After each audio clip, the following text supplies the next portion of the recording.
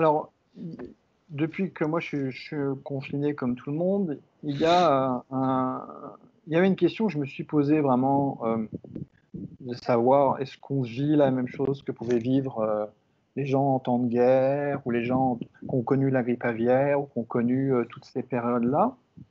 C'est difficile d'ailleurs, enfin, je trouve, d'imaginer ce que ces gens pensaient à cette époque-là, puisqu'ils n'avaient pas du tout la même philosophie de vie, qu'ils ne pensaient pas, enfin, par exemple, sur la question du bonheur, la question du bonheur n'était pas la même qu'aujourd'hui. J'ai lu un article hier qui était vraiment très intéressant sur cette question-là, la différence de perception qu'on a de la contamination, euh, voilà, de ces pandémies, justement, qui est la différence de perception. Euh, Est-ce qu'on peut qualifier de façon un peu précise cette angoisse ou cette peur qu'on vit en ce moment? Euh, je pense que c'est très difficile pour plusieurs raisons. La première, c'est que c'est relativement nouveau dans notre ère, c'est-à-dire avec nos outils. Par exemple, la dernière grande pandémie, parce il y a eu des pandémies, genre il y a Ebola, il y a MERS, il y a SARS, etc. Mais une pandémie qui est vraiment touche beaucoup de gens avec des taux de létalité très très graves, c'est probablement la grippe espagnole.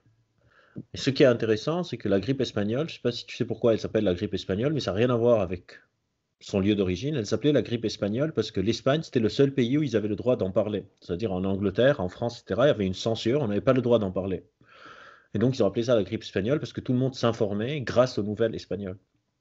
Et du coup, par exemple, là, l'expérience est très différente parce que les gens ne savent pas euh, c'est quoi. On n'avait pas encore des théories sur les virus, pas de théories sur les bactéries, pas de théories sur rien du tout ça. Donc même au niveau de la compréhension de soi-même de l'épidémie était très différent. Alors qu'aujourd'hui, et on ne le réalise pas, en moins de un mois ou un mois et demi, on avait identifié que les symptômes sont dus à quelque chose qu'on ne connaissait pas, identifié l'agent pathogène, identifié comment est-ce qu'il agit, séquencer son génome, développer un test pour pouvoir savoir si on est malade ou pas. Tout ça, c'est fait en presque un mois. Alors que dans les pandémies d'avant, je ne sais pas, pour reprendre une pandémie qui se transmet différemment, mais qui a touché beaucoup de monde, comme le sida, on a mis une éternité pour savoir c'est quoi et qu'est-ce qui est en train de se passer, etc., etc. Et le fait de comprendre, le fait de savoir, avoir moins d'incertitude, impacte énormément l'expérience de la vie qu'on est en train de vivre.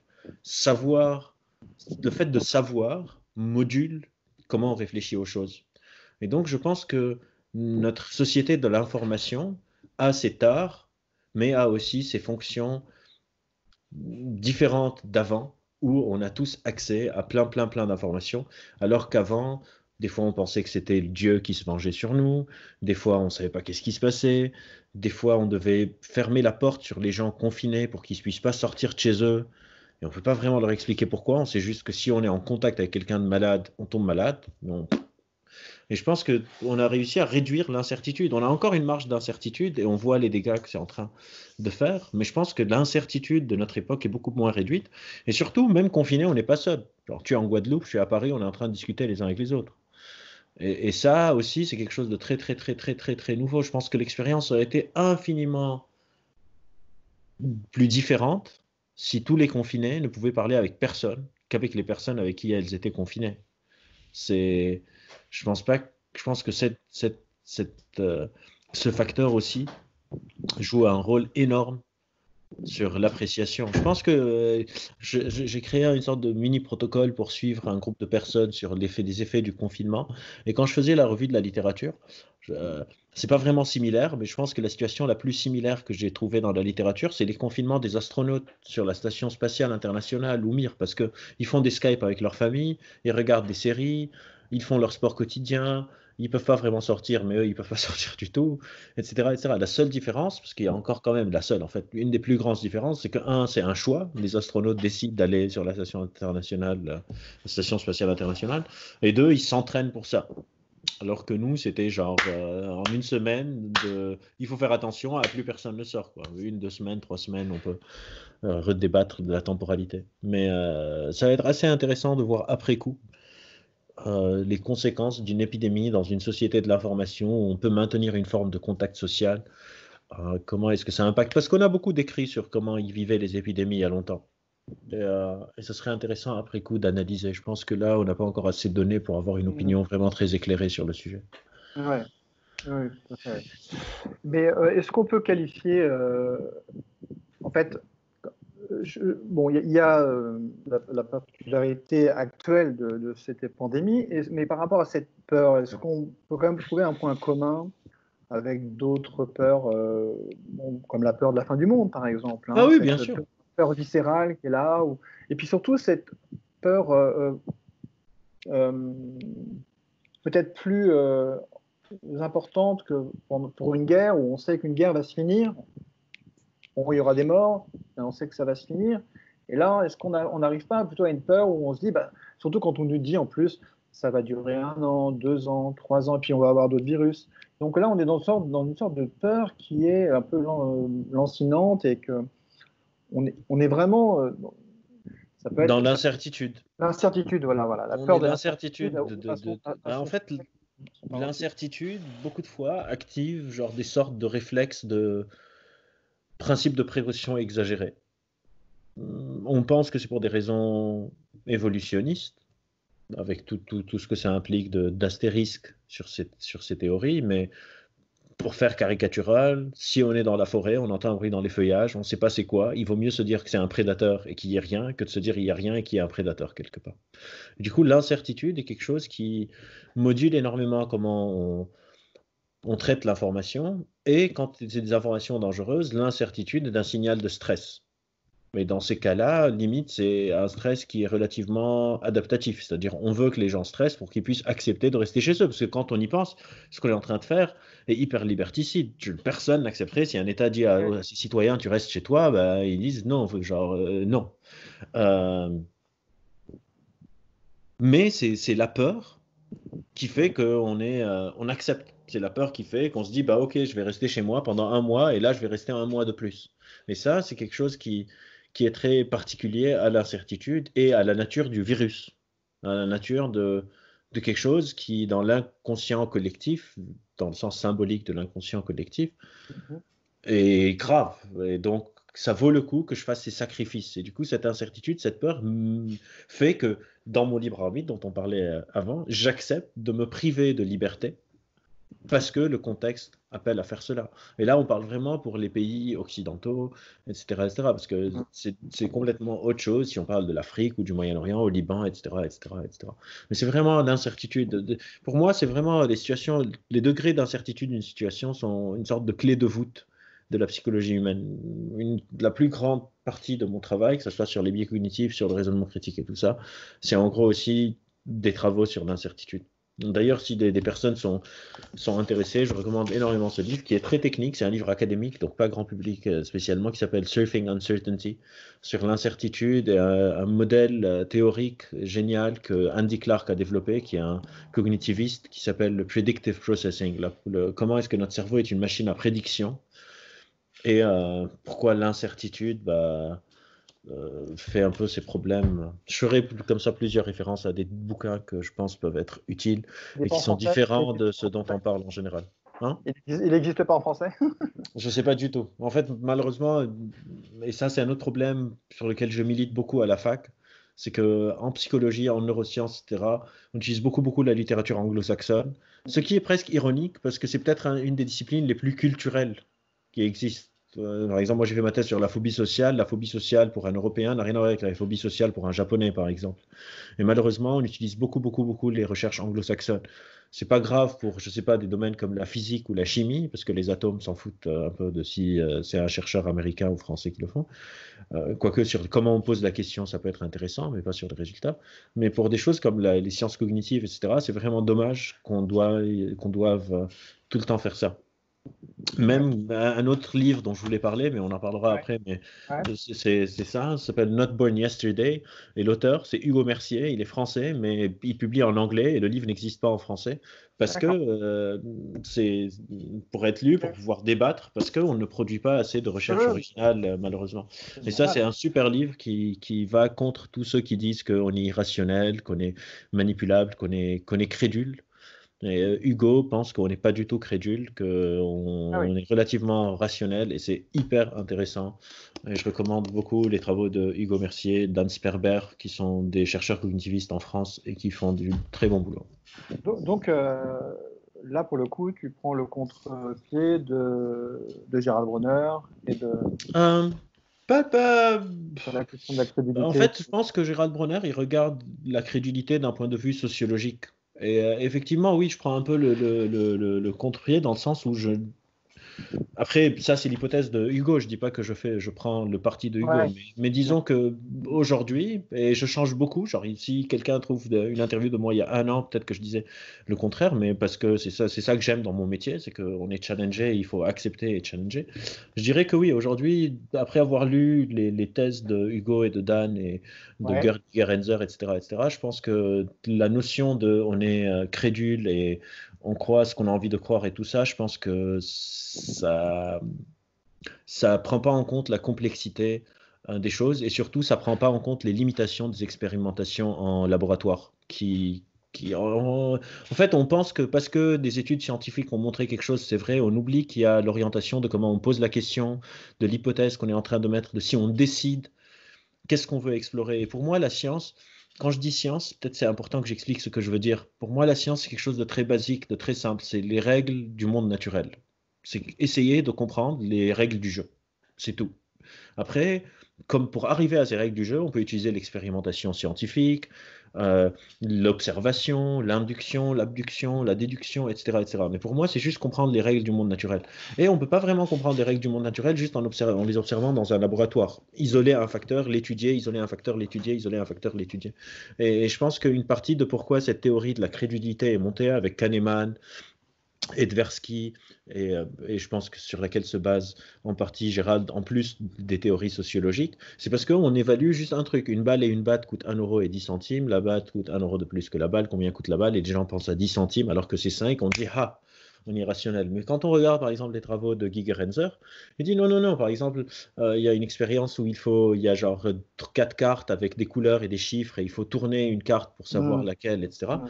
La majorité des gens échouent et on dit voilà, on est irrationnel. Mais par exemple, un Dan Sperber, il est donc un collègue à Hugo, il a transformé cette expérience en quelque chose de beaucoup plus intuitif, dans le sens où c'est beaucoup plus écologique. Au lieu de mettre des cartes et des chiffres et que ça soit hyper compliqué, il a transformé ça en âge légal de boire de l'alcool. Il dit voilà, il y a 4 personnes. On sait qu'un a un verre, l'autre, on a son âge, etc. Il faut savoir si lui, il a le droit ou pas. Et là, tout le monde réussit relativement hyper facilement C'est sur la même motivation, tâche c'est en rapport avec la motivation, quoi. et avec Enfin, les a le priori. contexte, Et quoi. oui, les a priori, c'est-à-dire Mm. penser à l'âge de boire, l'âge légal de boire ou de conduire, est quelque chose de beaucoup plus simple que réfléchir à la carte et un problème qui est complètement décontextualisé, encore une fois, genre un peu hors sol dans un laboratoire. Et l'hypothèse, et j'ai pas vraiment, en fait, mon opinion à moi, ça dépend des jours. Si on avait fait l'interview demain, peut-être que j'aurais dit qu'on est crédule, etc. Mais je suis incertain sur cette hypothèse, mais aujourd'hui, je tends plus à croire Alors, qu'on n'est pas vraiment crédule, que le contexte nous impacte beaucoup plus que ce qu'on croit. Et surtout, surtout Hugo Mercier, dans Not Born Yesterday, il dit que les gens, par exemple, les fake news n'ont pas vraiment d'impact, etc., etc. Et il dit qu'on est beaucoup plus, ce qui est beaucoup plus intéressant, c'est qui envoie le message.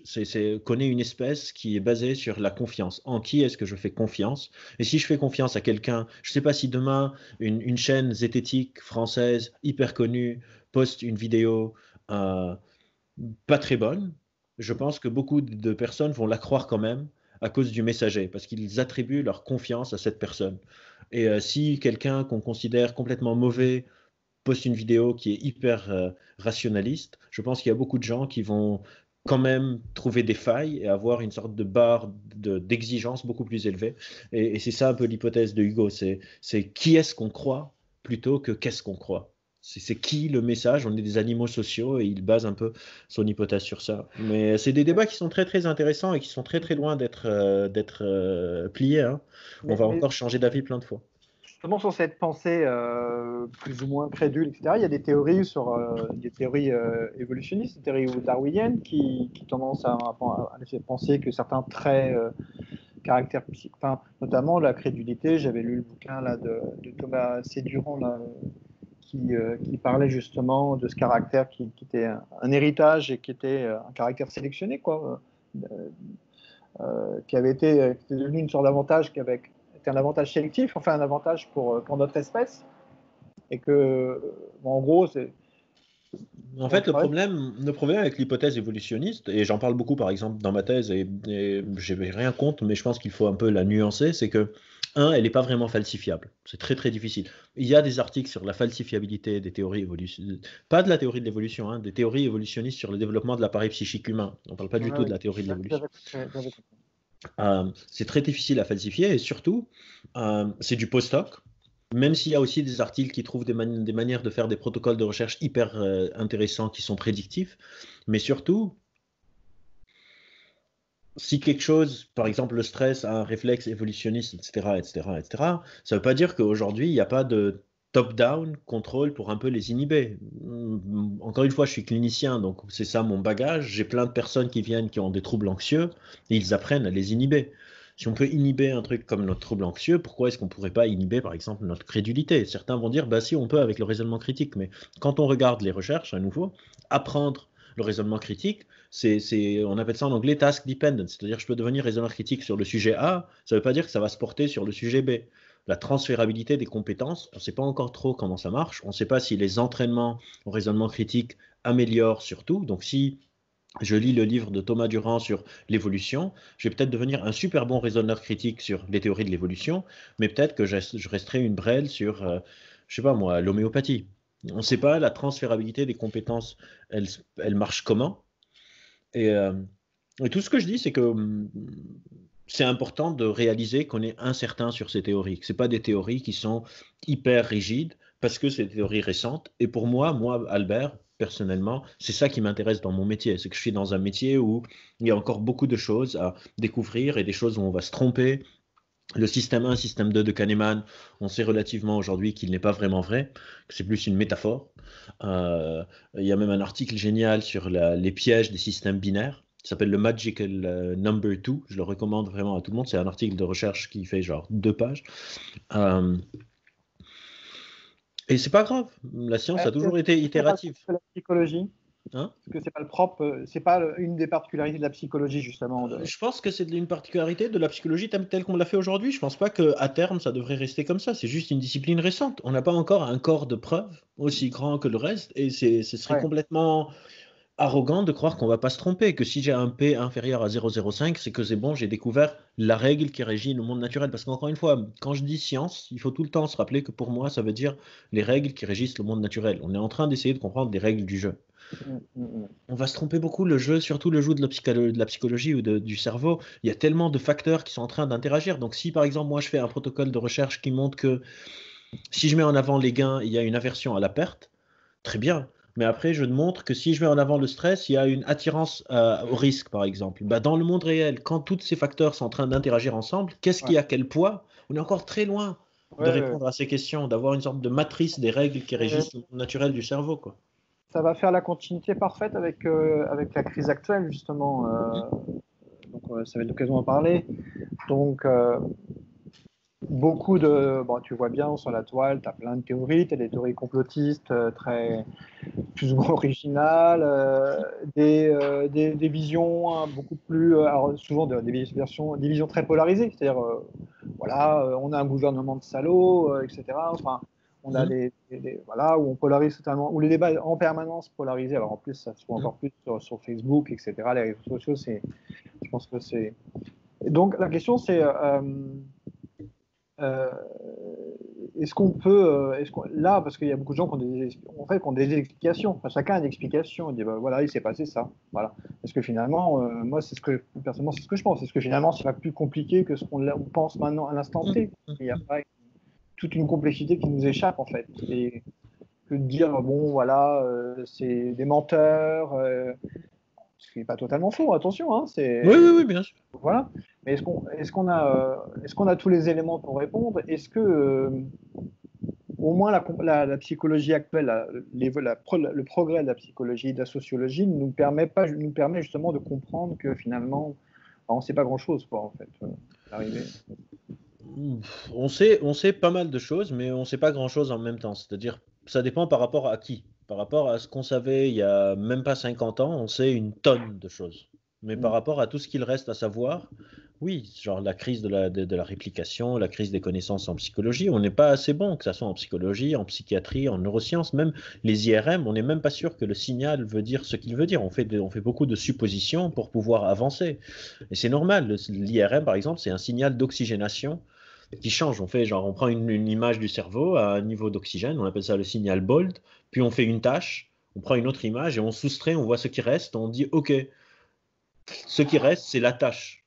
Mais est-ce que c'est vraiment juste un pic d'oxygène qui peut expliquer? Est-ce que c'est pour ça que les théories, par exemple, je suis très très contre les théories genre la sérotonine et la dopamine et le plaisir et l'ocytocine et la motivation, etc. Mm. J'ai fait une conférence, je fais des conférences au MK2 au cinéma une fois par mois.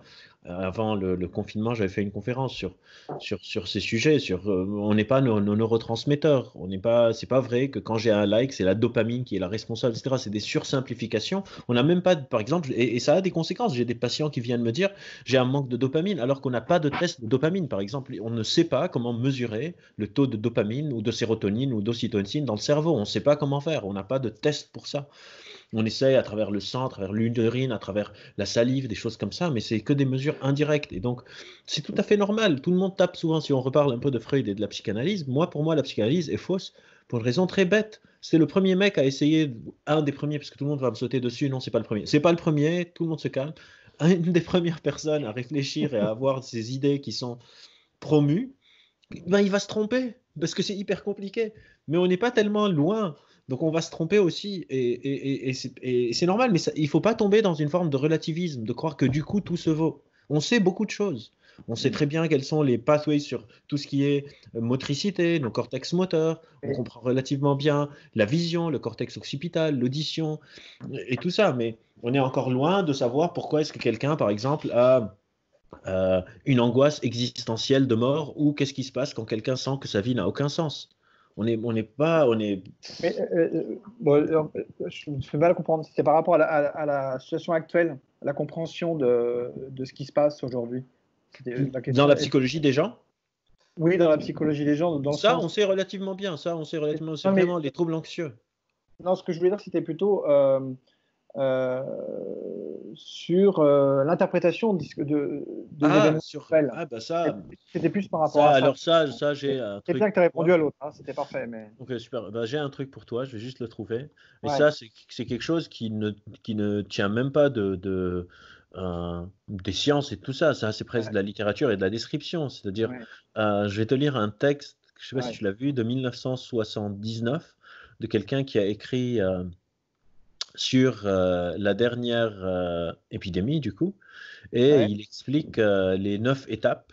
Et c'est vraiment la même chose. Donc, Ah ouais, c'est d'accord. les Ouais. 9 points euh, qui reviennent souvent. Et c'est 1978 par un auteur qui s'appelle Jean Delumeau. Donc, et tu vas voir, ça reprend un peu de la question. J'ai un peu mal compris, mais Ouais, un, c'est pas grave. le déni des autorités. Donc, les autorités qui disent qu'il ne se passe rien. Deux, la légèreté de la population. Les gens qui disent, ben, on s'en fout, c'est rien. 3, la panique ou l'exode, donc les gens qui se partent de Paris pour aller là. 4, les débuts du confinement. 5, la distanciation sociale. Donc on n'est plus confiné, mais on est en distanciation sociale. 6, le rejet des malades. Et on a vu ça un peu avec même les soignants, des gens qui ne voulaient pas que les soignants restent dans leur immeuble parce qu'ils disent ils ont la maladie. 7, l'abandon des rites funéraires. Et là, il y a des histoires dévastantes. Pour moi, c'est peut-être le plus difficile, c'est d'avoir quelqu'un qui meurt et on ne peut pas être ni à côté d'eux, ni à côté des personnes qui ont perdu quelqu'un. 8, les héros et les autres. Donc, un peu Raoult et tout ça. Et 9, la recherche des coupables. C'est qui?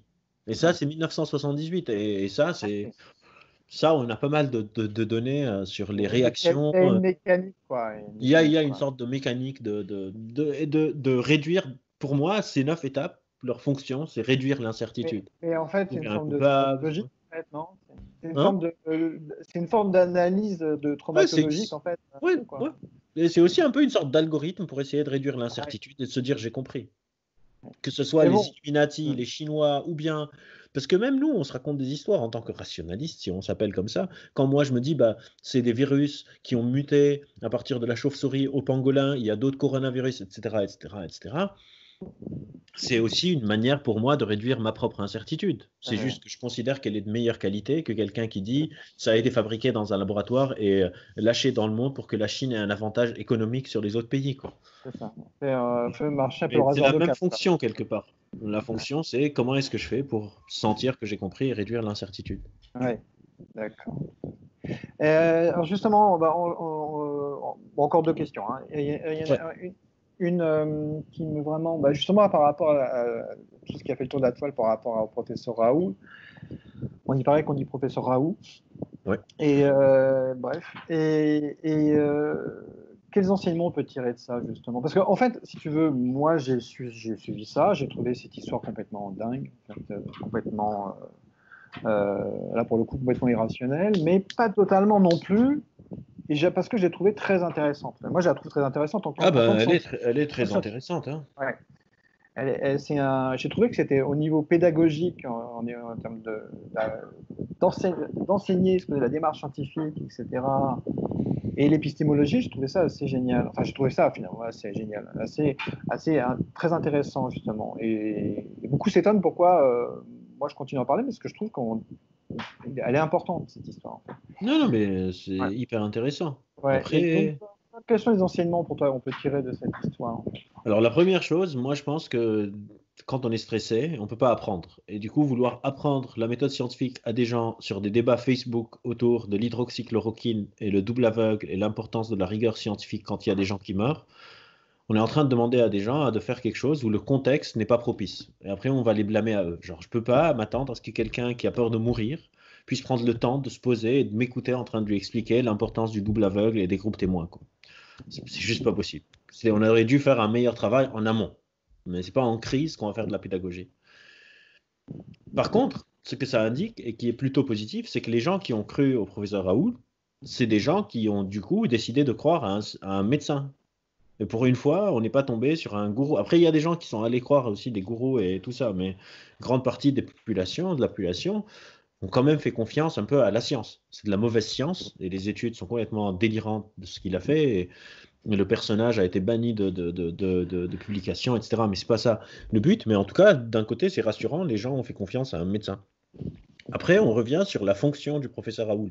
Sa fonction, c'est cette figure héroïque de ne vous inquiétez plus, j'ai la solution.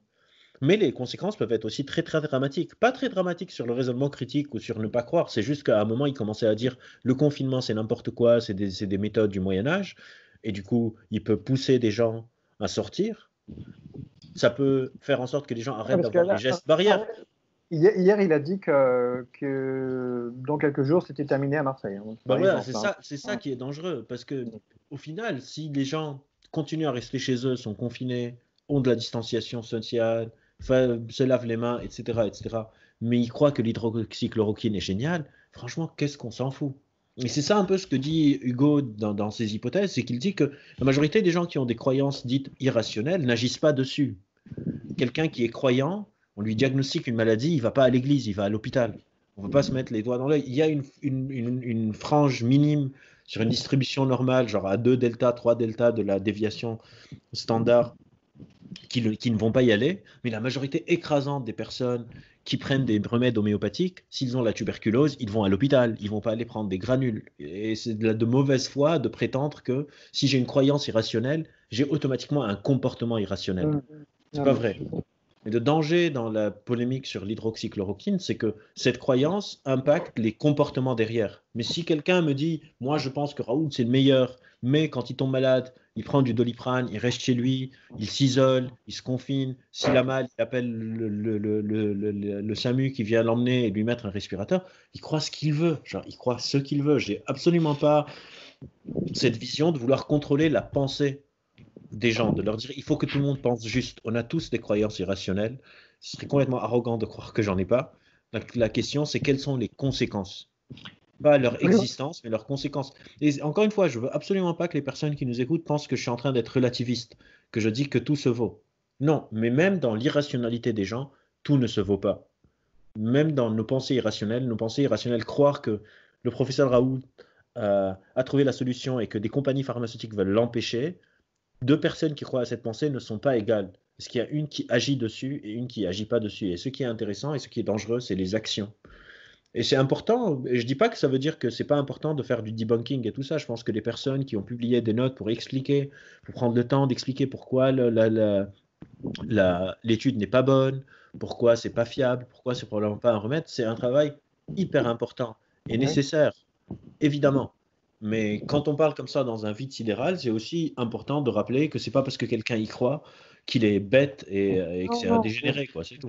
bien sûr, tu as raison. Après, par contre, en termes de conséquences, quand même, tu vois, ce qui était quand même assez. Alors après, c'est vrai c'est un peu le serpent qui se mord la queue, mais il y avait une dimension médiatique qui était devenue incontrôlable, où la molécule a été le Ouais, sujet principal, et on a élagué tous les autres potentiels traitements. Parce que moi, c'était plutôt ça, en fait, qui me oui, dérangeait. mais si Il y on avait deux choses. reprend, si on reprend le référentiel Hugo Mercier, Hugo va, j'espère, hein, Hugo, si je me trompe, tu me corriges, hein. Lui, il dirait, bah, les chercheurs qui travaillent sur les autres molécules n'ont pas arrêté. Et c'est eux qui comptent. C'est pas si monsieur tout le monde ne s'intéresse pas à une autre molécule que on va arrêter. Les chercheurs qui ont le projet Discovery, les projets de recherche, sont encore en cours. Et si on trouve une autre molécule, on va l'annoncer aux nouvelles et l'hydroxychloroquine va tomber aux oubliettes. C'est-à-dire, encore une fois, sur l'impact réel. Mais oui, mais les médias se sont emballés parce que les gens demandaient ça. Au final, même le président a dû aller visiter euh, le centre à Marseille et visiter le professeur Raoult, en grande partie parce que son peuple lui disait bah, tu prends pas cette piste, tu prends pas cette piste, nous on y croit, nous on y croit, nous on y croit, alors qu'aucun d'entre eux ne connaissait cette molécule il y a même pas 2 semaines. Et ça aussi, c'est les pressions, c'est-à-dire on blâme souvent les médias, mais on oublie aussi souvent qu'on met aussi de la pression sur les médias. Si les médias n'avaient pas du tout parlé de cette histoire, les gens sur les réseaux sociaux auraient dit bah, les médias n'en parlent pas. Et si les médias en parlent, les gens disent bah, voilà, les médias en parlent. Et du coup, c'est une sorte mais l'important, c'est que les chercheurs, eux, qui s'y connaissent, les experts, sont en train d'explorer d'autres pistes et n'ont pas arrêté. Et ils se sont dit, bon, Didier a trouvé le truc, salut les gars, moi je rentre chez moi, je vais me faire une pizza, quoi. Et c'est ça qui est Ouais. important aussi à dire, c'est que oui, malgré toute cette polémique, bah, les gens qui s'y connaissent sont encore en train de faire leur travail, encore heureux. Et c'est super. Oui, bien sûr. Après, il y a quand même quelque chose de très important, c'est quand même de mettre. Enfin, il y avait je ne sais plus quel auteur qui avait écrit un article où il mettait en opposition une sorte de science populiste un peu et une science Oui, un peu beaucoup plus académique, beaucoup plus. Et c'est quand même important de mettre en perspective ces différentes approches. Après, je comprends ce que tu veux dire, mais il y a quand même une science de meilleure qualité qu'une autre. Enfin, oui, peut-être. mais aussi, surtout, c'est important d'expliquer que même la science académique, en temps d'épidémie, on va plus vite. On accélère. Encore une fois, on a séquencé l'ADN du virus en moins d'un mois. Ça, Exactement. pour moi, ça reste le truc le plus impressionnant pour moi de ce qui s'est passé jusqu'à maintenant. C'est la vitesse avec laquelle on a détecté, trouvé un test, séquencé le génome. Et Ça, c'est pour pour moi, j'arrive pas encore à comprendre pourquoi c'est pas à la une de tous les journaux tout à fait, ce, ouais, c'est ce, vrai. ce, ce, ce- ce triomphe Mais, incroyable mais, de mais, l'homme. mais- mais pour la raison que je viens d'évoquer, tu vois, Oui, là, aussi, bien voilà, sûr, une mais sorte c'est de aussi figure parce que, médiatique qui a un peu mis de côté tout un panel de oui, et chercheurs. aussi les gens ne vont pas dire chouette, on a trouvé le virus très très vite tant qu'on leur dit pas qu'en plus on a une solution. C'est l'une est conditionnée par l'autre. Mais pour moi, ce que ça dit sur la polémique et tout ça, c'est qu'on a encore beaucoup beaucoup de travail sur l'éducation des sciences. Mais encore une fois, l'éducation des sciences a besoin de se faire pas quand il y a des gens qui sont en train de mourir et que je risque de perdre un membre de ma famille. Je peux pas vraiment apprendre dans ces conditions. Non, Mais, je pense pas que nous, les gens. popularisateurs de la science, on a besoin de travailler encore beaucoup sur tout ça, quoi. Ouais, je comprends bien. Après, je pense que, enfin, moi personnellement, c'est un truc où j'ai beaucoup interagi, mais non pas pour faire. Enfin, je vois pas. C'est pas une question de faire la morale, quoi. Je vois pas. Enfin, moi, je vois pas comme ça. Peut-être que ça peut être perçu comme ça. C'est perçu comme ça par beaucoup de monde, et c'est qui fait que, bah, du coup, il y en a qui se renferment dans leurs opinions, etc. Moi, je vois plutôt ça comme, comment dirais-je, comme une nécessité d'essayer d'inverser une sorte de phénomène comme ça un peu médiatique, d'essayer d'éteindre. Alors après, je crois qu'on n'a aucune maîtrise sur ces trucs-là. C'est que ça part un peu comme un incendie, là. C'est un truc qui est devenu.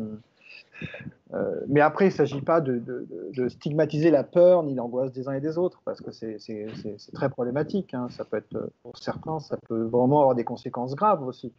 Oui, Ça, mais après, moi, je pense que ce que tu fais ou ce que toutes les personnes qui ont écrit sur le sujet font est hyper important aussi pour les personnes qui sont relativement indécises et qui savent pas quoi en penser. c'est vrai, C'est-à-dire, si voilà. on laisse ça courir tout seul, Ah oui. bah non. Peut-être que moi, j'y aurais cru s'il n'y avait pas Hub, je sais plus comment ça s'appelle, je sais plus, le site où ils ont mis les revues par les pairs de l'article de Raoult. Je suis allé voir donc les reviewers mais les Ouais. gens se sont emparés, ils ont fait les reviews. C'est hyper important parce que ça m'a permis de voir qu'effectivement il y a des problèmes méthodologiques, etc., avant que je ne télécharge l'article pour le lire. Et pas tout le monde connaît Google Scholar, pas tout le monde connaît Sci-Hub, pas tout le monde sait comment aller chercher et lire un article scientifique. Et donc ce travail est très très important parce que au final, qu'on le veuille ou pas, etc., aujourd'hui, moi je pense qu'il y a beaucoup de gens qui étaient à fond pour Raoult qui se sont calmés très Ouais. vite, ne serait-ce que par la Ouais. réalité des choses. On voit encore des gens mourir. Si ça marche, pourquoi est-ce qu'il y a encore des gens qui meurent en dehors de la France? Tout le monde dit ah mais tous les pays du monde sont en train d'utiliser l'hydroxychloroquine et nous en France on l'utilise pas. Bah, pourquoi est-ce que tous les autres pays du monde sont encore des morts s'il a trouvé le remède, professeur? Ouais, bien sûr. Et du Non, coup, mais- aussi la réalité va faire que ça va se calmer, qu'il le veuille ou pas, parce que son truc ne marche pas. Donc, en tout cas, jusqu'à maintenant, on ne sait pas si ça marche ou pas, mais de ce qu'on est en train de voir, c'est que probablement ça marche pas. Mais si Après, ça c'est marche, vrai. tant mieux, hein, tant mieux, quoi. Après, si tu veux, il y a un truc, il y avait, je me dis, je pensais à ça, à l'effet contextuel de ces débats. Si tu veux. Avant cette crise, tu veux, par exemple, quand tu débats du glyphosate, par exemple, tu vas avoir des Ouais. débats enflammés sur le glyphosate, sur les études, etc. J'en ai eu, ça dure des heures, tu vois, tu as des études, etc., etc. Mais en fait, bon, finalement, tout le monde y participe. En fait, il n'y a pas de. Alors, mais du coup, par le fait que c'est un petit peu sans enjeu, entre guillemets, parce que Ouais. c'est le Oui, biais oui, un peu oui. du moment présent, tu vois, c'est un peu comme le tabac, on va pas en discuter, bon, c'est pas très grave, hein, on va y en parler. Et du coup, bah, le débat, il aboutit à rien, en fait, très souvent. Ouais. Euh, Très souvent, toi, les deux restent campés sur l'opinion. Etc. Mais par contre, là, je me suis posé la question, dans cet effet actuel, là où, en fait, l'angoisse, quand même, est exacerbée, est-ce que justement, on va pas avoir un effet inverse, justement, des nécessités de. Est-ce qu'il n'y a pas des gens qui vont se dire, ah ben, peut-être que je sois un petit peu plus Si, bien sûr, parce rationnel. qu'on a beaucoup moins d'a priori. Ça s'inscrit beaucoup moins, genre glyphosate, c'est automatiquement lié aux OGM, à Monsanto, à des trucs qui sont hyper chargés, alors que là, il y a beaucoup moins. Et c'est pour ça que je dis, je crois qu'il y a beaucoup de gens qui étaient. Moi, je me suis pris la tête avec des gens dont j'étais vraiment proche sur l'histoire de l'hydroxychloroquine et tout ça. Et aujourd'hui, eux, ils ne m'en parlent plus. Genre, ils ont réalisé qu'ils étaient vraiment, ils se sont hyper Ouais, emballés. Mais moi, en même temps, je ne vais pas remuer le couteau et leur dire, alors, ouais. votre hydroxychloroquine, vous voyez que c'est pas ça. Je fais C'est pas ça. ça. Je comprends qu'ils avaient peur. Quelqu'un leur dit, on a une solution. Et ils comprenaient pas pourquoi je leur disais, en fait, probablement pas. Ils voyaient, genre, pourquoi est-ce que tu viens, genre, nous plomber un peu. Ouais. C'était un peu vécu comme ça, genre, Notre pourquoi tu nous espoir, plombes, quoi. quoi? Oui, Casser pourquoi notre tu nous espoir. plombes? Et ça aussi, il faut en parler de ce que les choses représentent pour les gens et pas juste le protocole, etc. C'est important de parler du protocole et tout Symbolique, ça. quoi. Mais aussi, par exemple, le glyphosate, qu'est-ce que ça représente? J'ai fait un podcast sur Méta de choc où j'explique, genre, ne me Je l'ai parlez pas écouté. de. Je l'ai Oui, écouté, je suis ouais. dégoûté, genre le glyphosate, l'homéopathie, le machin. Genre, combien d'entre nous sont agriculteurs en train de questionner si le matin je vais mettre du glyphosate dans mon pot, dans mon appart parisien ou pas? Et la majorité des gens qui s'approprient ces sujets, c'est plus pour un raisonnement motivé pour autre chose que pour les glyphosates en tant que tel. Ouais, d'accord. Je vois ce que tu veux dire. Mais là, justement, par rapport à cette problématique-là, je trouve qu'on est quand même dans une dimension d'utilité commune Ouais, qui peut nous amener à un débat finalement, paradoxalement, plus plus. rationnel. Enfin, Oui, tu vois ce que je veux dire? oui. Moi, c'est ma vision de la chose, Mais comme ça que je le vois. Mais je où, pense que, voilà, je pense que ça va être un super bon cas d'étude pour apprendre tout ça, mais après, une fois que ouais, l'épidémie sera passée, je pense pas, il y a une temporalité, c'est très très difficile. Si moi, je pense que mon oncle a le coronavirus qui risque de mourir, oui, bah, bien sûr. Oui. que je me pose et que j'apprenne c'est quoi les facteurs confondants et l'importance du groupe témoin. C'est très très difficile et beaucoup de gens vivent le confinement très très mal. Genre moi ça va, je le vis relativement bien. Donc tu veux qu'on ait une discussion posée, rationnelle sur le sujet, il n'y a pas de souci, mais on ne peut pas s'attendre à ce que on a des différents tempéraments, on est dans différents contextes, on est face à différentes formes d'incertitude. Nous on a un bagage empirique, scientifique assez conséquent. J'ai déjà publié des recherches, j'ai déjà été reviewer, je connais très bien le monde de la recherche, comment ça marche. J'ai fait des cauchemars à cause du Reviewer 2, etc., etc. Du coup, je ne peux pas m'attendre. Et j'ai appris tout ça dans un contexte, pas d'épidémie, dans un contexte hyper calme, où on me payait ma bourse, etc., etc., etc. Je ne peux pas m'attendre à ce que quelqu'un qui a jamais pensé à ça, qui ne sait pas c'est quoi le double aveugle, en une semaine, en pleine épidémie mondiale, fasse tout ce qui prend en temps normal des années d'apprentissage, qu'il euh, récupère tout ce qui lui manque en 2 semaines. C'est quelque part, je suis en train de trop lui demander, et si je m'énerve de lui, c'est que je ne suis pas en train d'être de bonne foi, quoi. Je suis en train de lui demander quelque chose qui est presque impossible, parce qu'il n'y a pas de temps, il n'y a pas des conséquences. Et encore une fois, moi, ce que ça dit pour moi, c'est qu'on a encore beaucoup, beaucoup de travail à faire sur c'est quoi la science, sur c'est quoi la méthode scientifique, sur pourquoi on fait ce qu'on fait, quoi.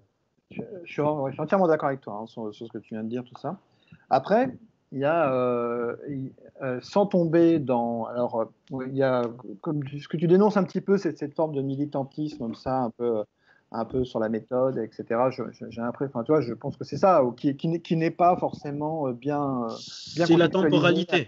Je pense que temporalité. le militantisme de la méthode est très important, mais je pense qu'il y a une temporalité pour ça. Quand il y a des gens qui sont en train de mourir, les gens ne peuvent pas apprendre, quoi, c'est tout. Alors après, il y a aussi une réalité. C'est-à-dire que tu as quand même des gens qui sont autour de toi. Moi, je sais pas, je prends ma famille, mes frères, mes sœurs, qui attendent des réponses, qui cherchent des réponses, qui ont des visions qui impactent plus ou moins leur vie, leur comportement, etc. Je ne vais pas rentrer dans les détails, mais j'ai quand même pas mal de gens autour de moi qui par rapport à des interprétations parfois que je considère fallacieuses, ont des comportements qui sont pour moi voilà, qui ne devraient pas être. Donc là, on est quand même on est quand même obligé de rentrer dans une sorte de Oui, mais je pense que c'est complètement une autre dynamique. Par exemple, mon père qui m'envoie la vidéo de, je sais pas, David Icke, qui est un des plus grands conspirationnistes, racistes, ce que tu veux, anglais. Bien sûr que je vais lui dire, ce mec, c'est le plus grand des salauds, et je vais passer 2 heures avec lui au téléphone s'il le faut pour qu'il ne le croie pas. Parce que mon père est un peu vieux, il a un peu peur, et du coup, ces gens, c'est des marchands de peur qui risquent de faire des attaques de panique à mon père et qu'il ne puisse pas dormir, et j'ai pas envie de ça, donc je vais essayer de les combattre. Mais il y a une grande différence entre mes proches qui me connaissent, je les connais, donc j'ai moins d'incertitude sur mes prédictions, sur comment ils réagissent. Je sais comment parler avec ma copine, je sais comment parler avec mon neveu, je sais. Et vouloir éduquer tout le monde d'une manière impersonnelle, hyper standardisée sur Facebook. Mais bien sûr que c'est des débats. J'ai discuté du professeur Raoult avec tous mes proches pendant des heures, et des heures, et des heures, et des heures, et des heures, parce que c'est important. Mais aussi, tant que s'ils tombent malades, ils me disent pas, moi je prends le train pour aller à Marseille, me soigner là-bas, franchement, au bout d'un moment, je lâche le morceau. J'ai dit tout ce que j'avais à dire. Et après, encore une fois, il ne faut pas être dans une sorte d'urgence illusoire. Avec le temps, ce truc va être géré tout seul. Et on le voit déjà, genre, il y a beaucoup moins de personnes qui sont tous les jours. Moi, j'avais à un moment sur Facebook des contacts qui tous les jours, du matin au soir, c'était une défense de Raoult non-stop, genre non-stop du matin au soir, c'était que ça, des articles sur. Et voilà, encore un article qui dit qu'il a raison et nous on le fait pas, encore. Et là, on n'entend plus rien. Parce qu'ils voient que les États-Unis, Trump a dit que ce traitement c'est le meilleur et ils ont des centaines de morts tous les jours. Donc, qu'est-ce qui se passe? Je pense que cette histoire va durer longtemps. Elle va faire partie des icônes. L'histoire d'hydroxychloroquine, je pense que ce qu'elle représente va durer longtemps. Ça va devenir même une sorte de pop culture. Mais je pense que dans la réalité des choses, je pense que qu'il y a beaucoup de moins en moins de personnes qui sont à fond dessus pour une raison très simple. Les gens continuent à mourir. C'est ça. C'est malheureux. Je termine par une dernière question, plus personnelle entre guillemets. Qu'est-ce que tu penses de la peur et du refus des enseignants à reprendre le travail le 11 mai? Est-ce que c'est justifié ou pas?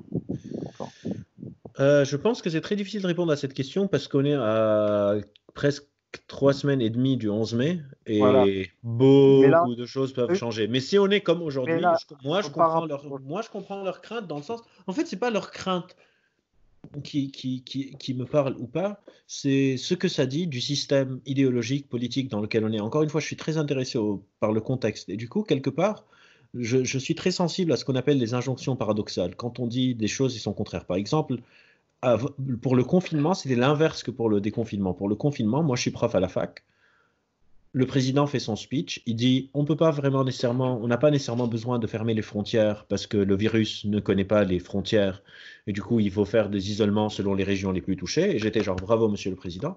Et puis après derrière, juste derrière, il dit mais on va fermer les universités, et les écoles, mais les entreprises restent ouvertes. Comme si le virus ne fait pas la différence entre un Belge et un Français, mais le virus fait la différence entre un étudiant et un salarié. Ben non, genre, il ne fait pas la différence ni entre un Français et un Belge, bravo, mais il ne fait pas non plus la différence entre les étudiants. Surtout que les étudiants sont les moins à risque. Du coup, limite, il fallait fermer les entreprises et commencer par garder ouvert les universités. Et mon problème dans ce truc de la peur des enseignants, hier j'étais en train de parler avec Nicolas, qui est un membre aussi actif de la communauté sur Facebook, sur par exemple aussi les dentistes. Il y a beaucoup de dentistes qui ne veulent pas revenir parce qu'ils disent on va recevoir les postillons, on va tous tomber malades, etc. C'est ces injonctions paradoxales de les écoles, on va les rouvrir, mais les restos, non. Les universités, on va les rouvrir, mais les salles de concert, non. Donc on va avoir des adultes dans des salles confinés avec 40, 50 enfants qui peuvent tous être malades et sains parce qu'ils sont porteurs pas sains. Et du coup, ça peut faire peur. Mais en même temps, je peux comprendre les profs qui disent oui, mais nous, on peut se protéger, on est loin, on est sur le tableau, les étudiants sont plus de 2, 3 mètres, je mets mon masque par exemple, ou je mets pas mon masque, ou je me protège comme je veux. Et c'est là où ça devient problématique. Quand on va faire porter la responsabilité à chaque individu, à chaque prof, et ça peut créer des sortes de ressentiments entre les profs.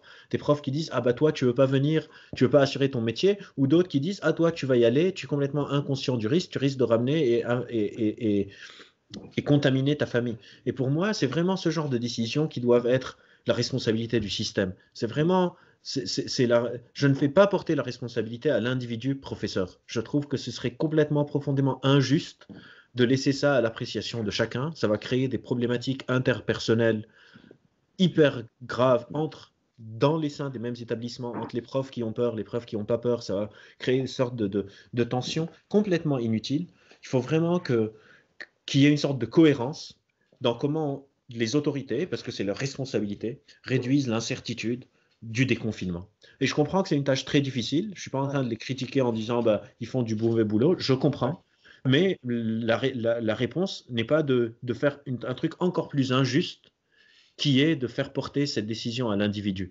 Les profs ne sont pas des épidémiologistes, ce n'est pas des virologues, ce n'est pas des médecins, ce n'est pas à eux de décider de s'ils veulent prendre le risque et après vivre avec la peur de rentrer à la maison, de ne pas savoir si je vais contaminer ma famille ou pas, de compter 14 jours en permanence si je vais avoir des symptômes ou pas. C'est plus à ce niveau que ça m'intéresse. J'avais dit que c'était pas une petite grippette. Hein. Ouais, voilà. C'est pas une petite grippette, non. J'avais dit ça, moi. J'avais dit que c'était pas une petite grippette quand tout le monde l'a dit. Non, je rigole. Tu avais bien raison. J'avais bien raison. Ça m'a fait marrer cette anecdote. Oui, non, mais j'aurais pu me alors que tromper moi, là. par exemple, j'avais dit que c'est juste une grippe, hein, donc comme quoi, on n'a jamais appris. Non, moi, j'étais à Singapour, genre début janvier. Ah ouais. D'accord. Bah oui, bah, je m'y connais pas, hein, mais quand quelqu'un m'a dit que c'est pas une petite grippette et que c'était quelqu'un en qui j'avais confiance, bah j'ai changé d'avis. Oui, non, mais après moi, je pense que j'avais autant de chances de me tromper en fait. Hein. Oui, bah, parce qu'on se connaît pas. Et quand tu vois qu'aux États-Unis, il y a la grande majorité des experts qui se sont plantés. Hein. Enfin, oui, bien sûr. Bah, c'est un virus. On se plante. Ouais. L'important, c'est de corriger. C'est pas est-ce qu'on se plante ou pas, c'est est-ce qu'on corrige. Exactement. Ouais. Tout à fait. Ok, bah, écoute, c'est super intéressant. Je pense que ça peut suffire. Et t'as prévu, tu vas venir quand même en Guadeloupe du coup? Bah, j'étais supposé faire une conférence là bientôt. Ça a été décalé. Je sais pas, ça dépend quand est-ce que les frontières rouvrent, quand est-ce que les avions reprennent, etc. Donc on verra. Ouais. Au pire, ça sera que partie remise. Plus tard, dans quelques mois. Ouais. Bah, ça marche. Mais nous, écoute, hein, je t'ai dit, hein, on organise des soirées, tout ça, ça sera l'occasion. Avec grand plaisir si je suis dans le coin. Ouais, vraiment, il y en a qui sont même contents que tu serais content que tu viennes. Bah, je serai content aussi. Ça marche. Merci beaucoup, Sébastien. Allez. À bientôt. Ciao. Allez, ciao.